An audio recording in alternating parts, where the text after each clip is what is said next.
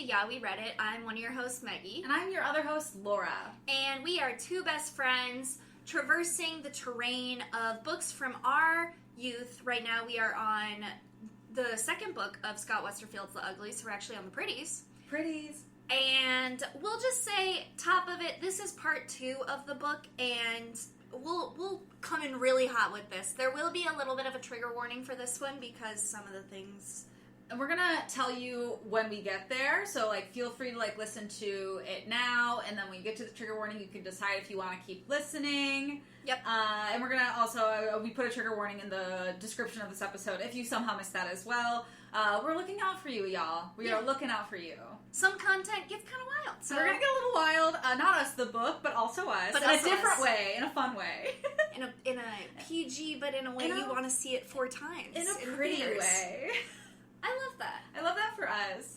So where we ended off was Tally and Zane have taken the pills in Valentino Mansion, and they are pretty brained. Yes. But the pills are, it's designated you're supposed to take 2 pills per person.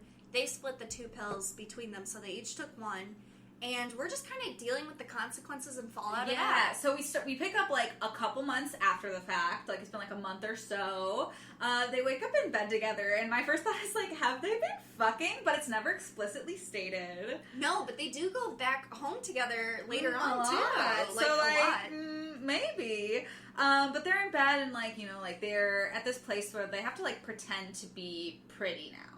Yes, Tally does kind of chew out Zane for that because he's saying bubbly is bogus, and she's like, why would you say that? Because we have to mention that they have these silver cuffs on their wrists now instead of the interface rings, which can be removed.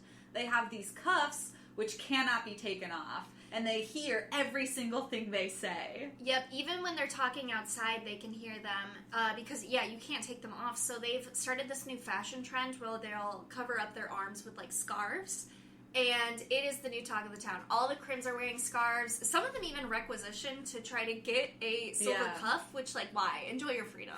Yeah, and Zane is having, a little bit of a different reaction to this pill than Tally is. So, Tally's just kind of, mellow, kind of easing into the kind of awareness of, wow, I'm not as pretty as I used to be. And Zane's just, tired all the time. He gets these terrible headaches. Yeah, he's getting all the bad side effects of what would be the second shot of COVID. Ugh. Oh, God. Praying I don't get a fever. But they have this whole plan today to try to break through this ice rink that is held up by rafters above a party spire, because they are trying to get the Smokies' attention because Croy came a month ago and they haven't heard anything from the new Smoke. Honestly, I would be pissed. They just dropped off these pills, and now you have this note saying we were supposed to come get you, and you didn't, and now I've taken these pills, it's a month later, and you still haven't come and gotten me? What the fuck? Exactly.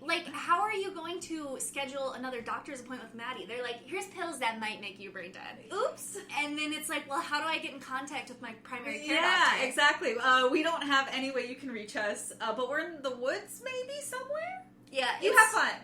It very much feels it's a healthcare company you're on hold with. It feels like me trying to make an appointment with my hairdresser because she is impossible to make an appointment with, and the one I just made with her got canceled for another month. I feel that. Oh my God. I made one for May 1st and I have to cancel it because we're going to be gone.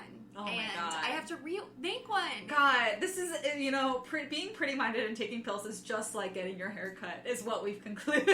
This is true. So they play this big trick in the ice rink. They convinced all the other crims to spill out their alcohol flasks onto the ice to make it crack. Yep, because Zane had tried this out with ice cubes, where if you put vodka into frozen ice, apparently it makes it slushy.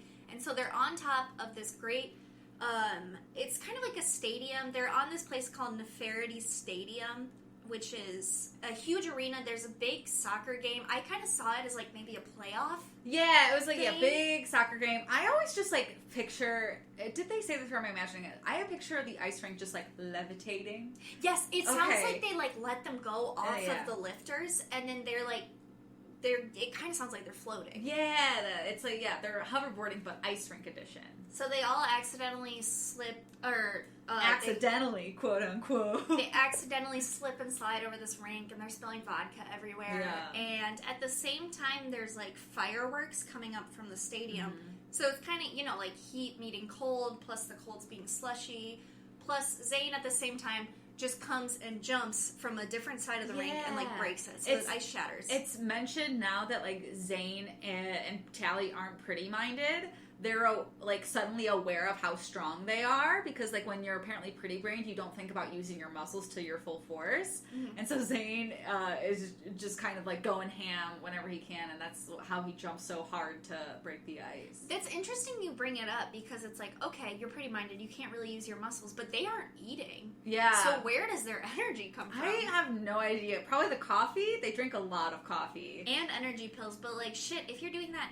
Well, also they're losing weight because that's their whole thing right now. Oh my god, lose weight. Listeners, we forgot to mention they're trying to lose weight to get the cuffs to slide off their wrists. So they're like not eating right now, which is questionable. Yeah, Tally at some point has a thought cross her head where she's like, "Oh my god, I'm skinny enough that I could get it off, but you know how your thumb kind of like protrudes out from your hand." She's like, "Should I break it?" And I'm like, homegirl, you're already doing the most. Yeah. Oh my god, it reminds me of that Stephen King book where the woman's... Misery? No, is that what it's called? The woman is... You're talking about Gerald's Game. Yes, that's what I'm talking about. It's this... I watched the movie. I didn't read the book. God, it's so terrible. Like, her husband and her, like, having sex, and she's handcuffed to the bed, and then he has a heart attack, and they're in their, like, vacation home in the middle of nowhere. And so she's just handcuffed to this bed for days, and it's, oh my god. She has to kind of, like, she really has to break her hand. Yeah, she really breaks her hand, and so when Tally, like, says that, I'm just like, no, get that Gerald's Game image out of my head. That is genuinely one of the scariest movies I've ever seen. It's chilling. It is chilling. So, I do love, though, when the ice breaks. This image is my favorite. So, all of the other crims who are trying to, like, escape Pretty Town, they're also there. They're in on it. But Zambonis are also falling out of the air. Just picturing Zambonis just like falling down onto the field. That was so funny. And the fact that it's Zambonis plural, I was like, okay, there's more than one.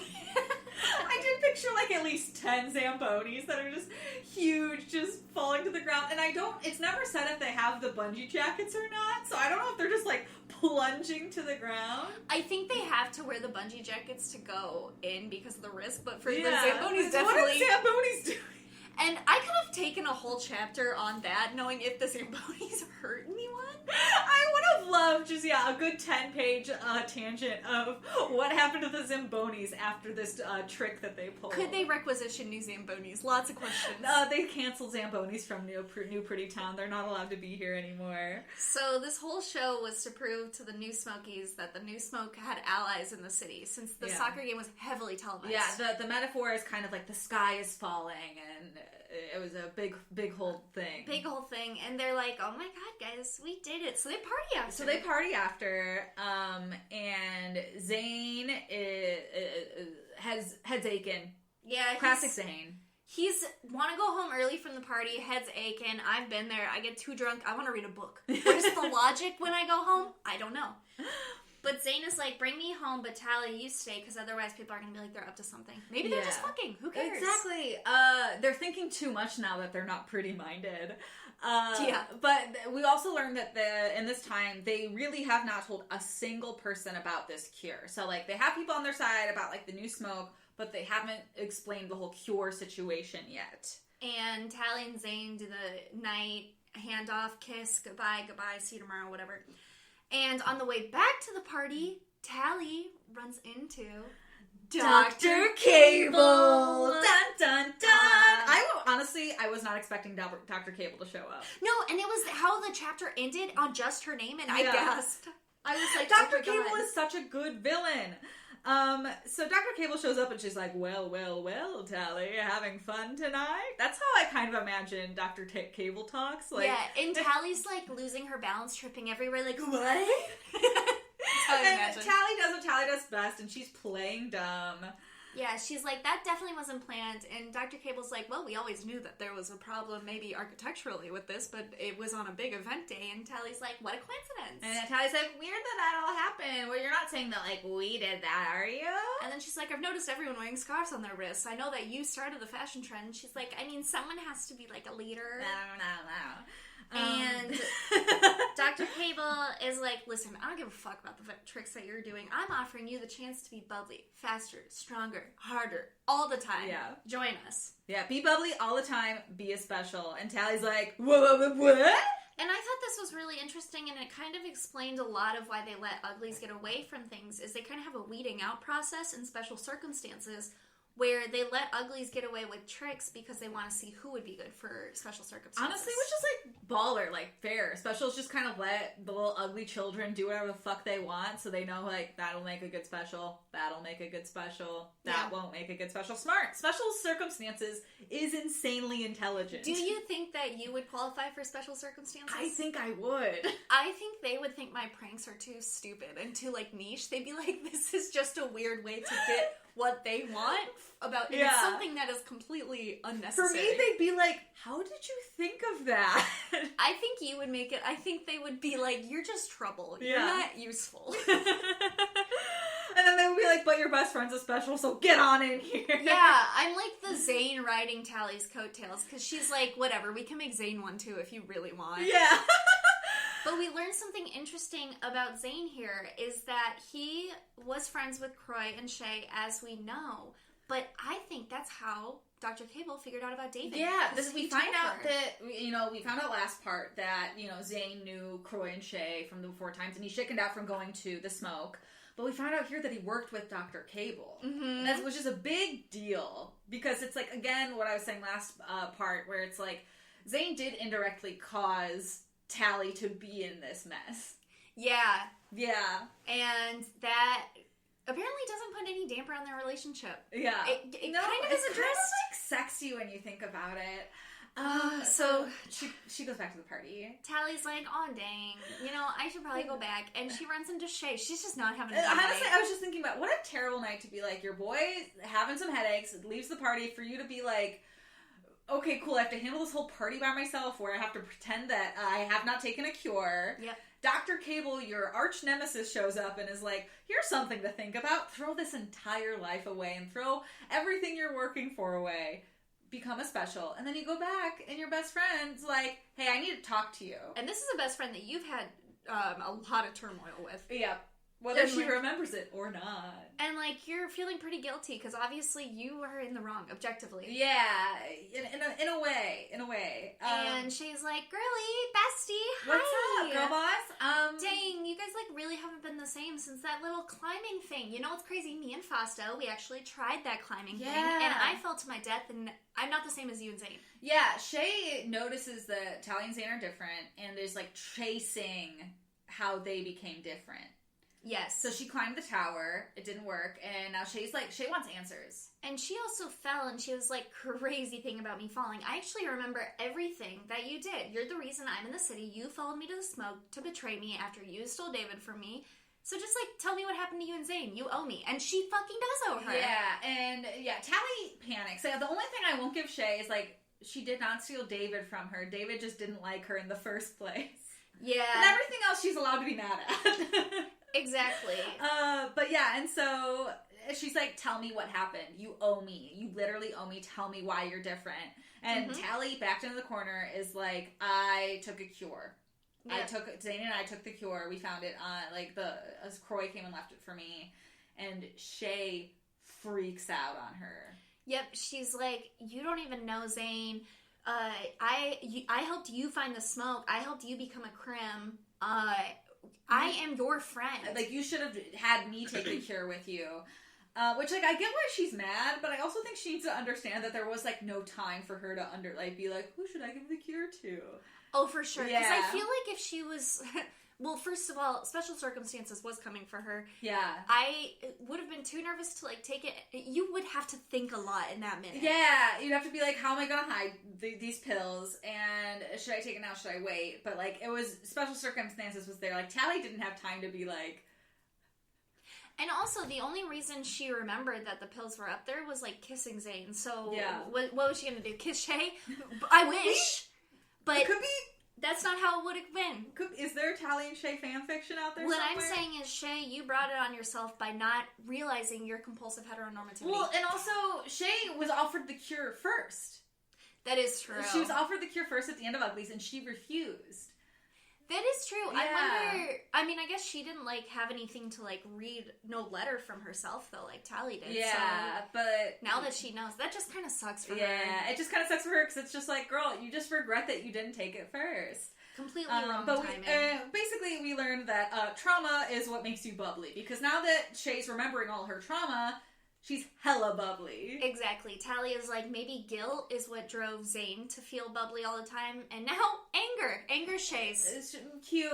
And this is where I texted Laura and was like, I want to be cast as Shay so bad. Because I love Shay. I love Shay. When she's problematic, I'm like, alright, I dig you. I love a good villain story. Yeah, and Tally, like, the big revelation, it was, as we said, is she's like, I guess I really don't know Zane that well. Fair. Yeah, well, it's also, like, crazy because it's like they were starting to get to know each other, and then they were immediately put in a situation where they have these cuffs, so they can't really talk. Yeah, exactly. Yeah, that is true. So, the next day, Zane and Tally wake up, and Fausto is banging on the door, and he brought them hoverboards that were tricked like in Ugly Days, so the government can't follow them. I love Fausto, and I really hope we get to see more of him later in this book, because we only see him in, like, little spurts. Well, we probably will, right? I think so. Okay. And Zane and Tally take off to ride around in the rain, and they run into some Uglies in old dorm jackets. Exactly, and they find out that these Uglies are the Uglies from the end of part 3 from Uglies, like the Sussy and Dex, which helped them get into special circumstances. That's so funny. When I was reading her name right now, I was reading it like Sussy, like pussy? Special pussy or something. Yeah. When you become a special circumstances, you also get a sussy. You know sussy's gonna be, like, the next thing on TikTok in, like, a year, you know? People are gonna talk about that sussy. I hope that special pussy. That special pussy. But yeah, so the Uglies remember Tally, and Tally's like, oh shit, I remember them too. And, okay, big thing for my little heart. Yeah. They went to go find the new Smokies, and then apparently they're gone. They're, like, not in where they used to be, but they found the magazines, or some of the magazines, and I was like, I requested that plotline was not thrown away, and it has not been, and I'm very happy about that. Yeah, because they're like, I don't know, this is all that I found, and Tally's like, no, they wouldn't just leave that there. Yeah. I know a very important person who died for those. Yeah. And, you know, first reading this, when I had to, when I was doing notes, I thought that I was like, oh, they must not be there, but then I realized that them leaving it behind is like a sign that they probably intentionally put them there. Yeah, so it's a little they're back. Yeah. But then, you know, now that it's raining, they're triple wrapped in their cuffs. Tally and Zane, big heart-to-heart moment. Tally tells Zane that she told Shay about the cure, and, you know, how mad Shay is at her, and Zane confides that he does remember Dr. Cable. Mm-hmm. And which, again, proves that, like, Zane was directly the cause for Tally to be in this whole mess. And they have, like, a page of back-to-backs that's like, I'm glad it was you. I guess it always had to be you. Yeah. It was you. And on the whole on this whole way, they're also headed to Cleopatra Park, because Sussy, I don't care, I'm saying it that way, Sussy and Dex said, oh, are you a part of this, like, other pretty committee that we saw? Yeah, they're like, we've been seeing this new pretty clique that's been coming to this ugly park. And they're like, why would a pretty clique go to an ugly park? And they see Shay. And we're going to put trigger warning here. Yes. Because here's where it needs to be. This is a self-harm trigger warning. So please feel free to disappear now, and we'll see you for the next part of this book. But that was a good, like, you saying that, me saying Shay and you saying that gave me, like, goosebumps. I was like, oh, we're really building up to something. We're really building up to that. Well, it's like, because this is dark. Like, it is really about dark. When you texted me that you got to this part, I said, Meggie, this scene has been in my head for 12 years since I read this book. I remember this scene so vividly. I thought it happened in the next book, but I was surprised to be like, oh, it's book 2. I read it to Anna and Evelyn earlier today, and they were like, how did they let this get away with this? I don't think they even remembered it. They were like, oh, I must have, like, really deep, yeah. deep Well, that and down. I think it's supposed to be dark. Yeah. Like, it's supposed to be it's supposed to make you feel the way it's going to feel. Yeah, so they are hoverboarding, and it's also to be noted that it is, like, freezing right now. And Shay has this whole, like, posse of Crims, and it's raining down hard. And I picture them surrounded by trees. I don't think they said that, but I picture them surrounded by trees. I picture them in kind of like a cove, and like they're all clearing. in a circle. Yeah. Yes. And they're wearing these white shirts. So the white shirts are getting just soaked by the cold rain. And they keep themselves bubbly they fucking cut themselves. Yeah, like, they all pass a knife around and cut into their arm and hold their arms up so the blood sheds down onto their white t-shirts. I pictured it wrist to elbow, like, straight up. I pictured it, insane. Which is not good. No. Here's the thing, is that, like, as someone who self-harms, I was not ready for this, but it logically makes sense. Yeah. There's a lot of other things they could take, but being bubbly is, like, all chasing a high. Yeah, like, being bubbly is, like, they're chasing this awareness that they're not allowed to have, and this is, a scary way for Shay to have found that, and she's convinced other people that this is what you need to feel this way.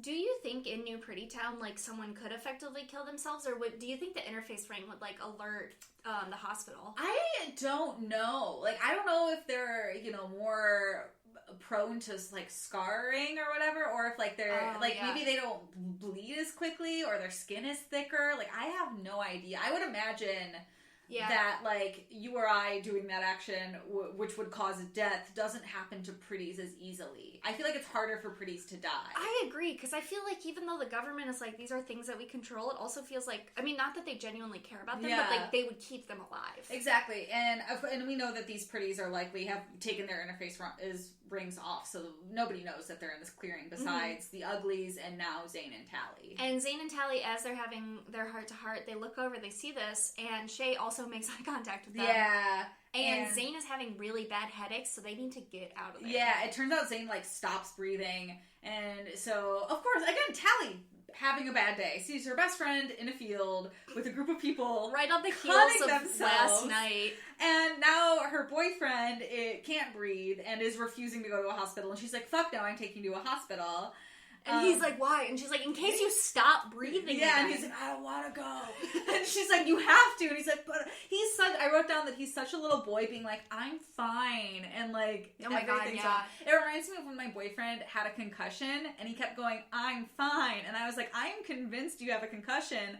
And then like 5 hours later, he was like, I don't know, I'm just having like a lot of trouble remembering things and I keep throwing up. And I was like, you've had a concussion this whole time, but you kept telling me it was fine. That is like such, oh my God, it's boys such are a so guy dumb. thing. I love my boyfriend so much, but boys are so dumb. I know. So anyway, like Shay starts like angrily, like I picture her walking slowly, like but angrily towards this because she's like, who the fuck is watching us? And Tally's like pushing Zane's limp body onto a hoverboard horizontally. And it sounds like she lays on top of it. Yeah! So it sounds like it's just two people laying on a hoverboard yeah. that's just somehow carrying them to the hospital. I picture it like kind of like, like when you're on a surfboard and you have to like paddle. I kind of picture her doing that with the hoverboard. Yeah, that is true.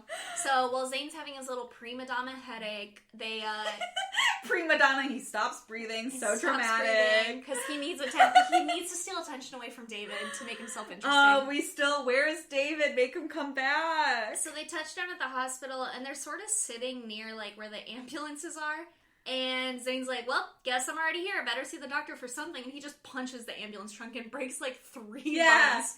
And which is again just like, Zane, what the fuck? Like, I don't know. Hell yes, Queen, go off. But then this quote on 171, I was like, ooh, these are, I don't know yet. It's not like they're glorifying self-harm, but Tally did say Zane seemed pretty bubbly after cracking his hand, so maybe Shay wasn't as insane as she looked. At least she knew that worked. And I was like, yeah, I mean, it's not a long-term solution, or really a short-term solution. Yeah. Just more of an observation of how New Pretty Town and Pretty Brains work. Yeah, they really, I mean, they drink every night, but they don't really know. I guess the long-term effects of self-harm. Who knows? Oh my goodness. So while Zane is in the operation room, some orderly is like, hi, Tally, have you checked your mail? Which, vibe check. Which vibe check? She's like, first of all, No. Second of all, who are you? Could you imagine some random person in the street just being like, hi, Laura, have you checked your mail? I'd be like, how the fuck do you know me? Get away from me right now. I probably would think it was a bomb or a coupon. I mean, probably a coupon. But if it happened in a hospital, I would be so alarmed because I'd be like, I missed paying a bill. Oh yeah, I guess she's in a hospital. I immediately wouldn't trust the person, but I realized it would probably be a healthcare person. Yeah, exactly. So, but in this world, it's weird because I don't think they pay for hospital here because it's the future and everything has been fixed. Honestly, New Pretty Town is like, it sucks, but is pseudo low-key kind of socialist because I don't think they pay, and they're also very environmentally friendly. New Pretty Town would be so fucking great if everybody wasn't brainwashed. That is true. If there was like a pill you could... Maybe you get hotter, but they don't do the lesions. Yeah. And you could decide. Yeah, maybe you're getting your surgery and they're like, do you want lesions or no? And they're like, lesions? Or they're like, you can try them out for a bit. If you want to get rid of them, you can take them out. Yeah, it's sort of like an IUD. You have to go in every 5 years. Every 5 years to see if you still want your lesions or not. As long as I would be productive and still get things done and there's just no sadness, I think I'd probably take that. I feel like they should make even like short-term lesions. Like kind of like, you know, it's because it feels like it's kind of like alcohol, you know, or like, you know, like getting high. Yeah. So I feel like they should have like smokable lesions. That would be cool. Or maybe we're just talking about drugs, but these are drugs that work. Yeah, these are drugs that work and are short term and don't hurt you long term because it's the future. Exactly. It doesn't sound like Maddie said anyone died from it. Yeah. Yeah. Anyway, new character alert. We're about to be introduced to a new I feel character. like this goes great into... We're sort of talking about mental health, so the orderly ends up being a shrink. Yeah, here's the transition. His name is Dr. Remy Anders, and he's a trauma counselor, which you've been talking a lot about trauma bonding this whole book, and we finally get it this part, really. So we do get a trauma bonding. We get a trauma bonding, and now we get a trauma check-in. We get a trauma check-in because he wants to check in with everyone from the ice incident earlier when the ice broke. And she's like, Shay has been totally bogus. Yeah, and he's really concerned about Shay most of all because they've been noticing something. Because she was observed for her yelling in the park the other night at their party. And okay, something I want to talk about here is it's talked about how he has invisible data screens that only he can see, and he'll look off to the side, nod, and write something down. And how crazy would that be to be talking to a doctor and they just look off to the side and go, oh, interesting, and look at their data that you cannot see, and then they just go back to talking to you. I would think I'm on a reality show, right? I'd be like, I'm going insane. Yeah. But that's something that these doctors have. They have top secret classified data that they only get to see, almost like a computer screen that's only invisible to them. And she really doesn't give him anything to work with, and he's essentially just kind of has to throw in the towel. He's like, well, thank you for your time, and she's like, I'm gonna go eat a cookie. Yeah, and but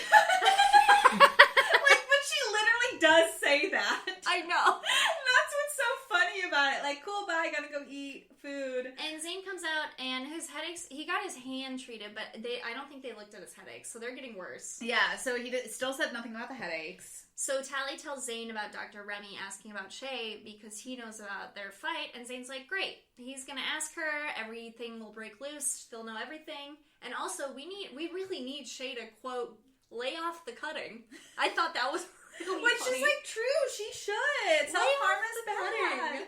Could you imagine, somebody telling somebody just to who's self-harming, just be like, hey, lay off it? I cannot imagine. I had, a guidance counselor have to talk to me in my Catholic high school about it in high school, and if she had been like, hey, can we be real? Lay off the cutting, I would have been like, you sold me. Would it work? Maybe. So, this is when they decide they need to leave. They're like, we need to leave tonight. Because if they stay, they'll probably... they'll either kill themselves or they'll be trying to get this new pill. Yeah, they're we're not ready to leave just yet, but we got to. We know this doctor's gonna keep looking after us. People are on to Shay. Shay's telling other people, like, shit's about to combust in New Pretty Town. But they really need to try to figure out how to get these cuffs by. And how did you visualize this? Because I visualized it as they walked out of the hospital and they just see a shed and they're like, there's the shed. I pictured that scene happens later. So, like, they go home. Oh, okay. Zane has his idea, and now we're transferred to this, like, glass-blowing studio / metal shed. Yes, and Zane has this idea because him and Fausto back in Ugly Town times, I think, he would make like old cafeteria trays. Yeah. With one of those things that is like a crusher. So how I imagined it is like on TikTok, do you ever see those ones where they like put Play-Dohs and things and then they just have the steam metal crusher come down? Oh, I haven't seen that, but I know what you're talking about. But yeah, that's how I envisioned it too. It's just like a thing and they have a railing and they press down, the whole machine comes down, they lift it up, and then something new is there. That's how I imagined it. Oh, I think you're right too, because I think that this might be like near an old like publishing house. It seems like it was like those postage stamps where they literally stamp them. Yeah, like a press. Yes. That's what we're looking for. But that's how, like, we imagined it. It's called a crusher. But it won't crush humans if the humans are in there. Because they can identify body heat. Yeah. So what Zane is going to do is he's going to stick his hand in ice for a while so his body heat doesn't come off. And then, I guess, I don't really know from there. He doesn't really have the best idea, but he's just going to crush his hand. It's like, props to Zane for having an idea, but not super thought out. Like, he's like, I programmed this thing so it'll stop at like this measurement and it'll change for you because of your like body height and size. I brought this bucket of ice with us to lower our body heat. I honestly don't know who hurts themselves worse in this act, if it's Shay or Zane, because Zane kind of just seems like he doesn't really think through it. And like, is like I can fix this and do this, and doesn't think about the long term consequences at all. I think now that you mentioned that, I feel like Zane's headaches are so debilitating that he probably isn't thinking things through the way he normally would. Oh yeah, maybe because he's just had like the longest concussion. Like, have you ever had like really bad migraines? Like, it is so hard to think straight when you have a migraine. I remember I was at Cedar Point once for an entire day with a migraine, and never once did I think to go to the infirmary. Like, because you just don't think straight. That is fair. That makes sense. Yeah. And at the same time, thank God, Tally sees this woman blowing glass, and she's kind of like sticking her whole hand into the oven, like the stove oven, to shape the glass. And she's like, how do you do that? And this woman, there's these gloves that can essentially, they look like skin, and they can take so much heat. Yeah, like, so you can go inside an entire, like, glass-blowing urn, and those things are hot. Yes. Yeah. So Tally's like, perfect, we will just slip these under the rings, put the rings on top, and then just burn it. I don't understand why they don't just do it there. Because the glass blower is like, oh, you're Tally, well, just be safe with whatever you're doing. She doesn't give a fuck. Or go to another, like, glass-blowing fire kiln. Like, but no, they have to go find another thing, and it gets a little weird. Yeah, they can't, that would have been done in I thought they were going to say, they're like, cool, let's stay here and then run. No, instead they have to do probably the hardest thing. The most ridiculous thing. They find these hot air balloons at the top of a party sire, whatever that means, and they decide to hoverboard up there and jump into them. But the only way that they can hoverboard up there is they have to use the metal that is on these lifters that are just holding the hot air balloons in place before they would like let them go. Yeah, and so they get in. Did they each take a balloon? One's shaped like a pig. Yes, for some reason. And Tally gets in hers and is like, "We have to take this balloon down." And they're like, "Okay." She does just hop in there, and then she's like, "Listen, this is a stick up. This is a hold up. We are descending now." And the other pretties are like, "Ha, okay."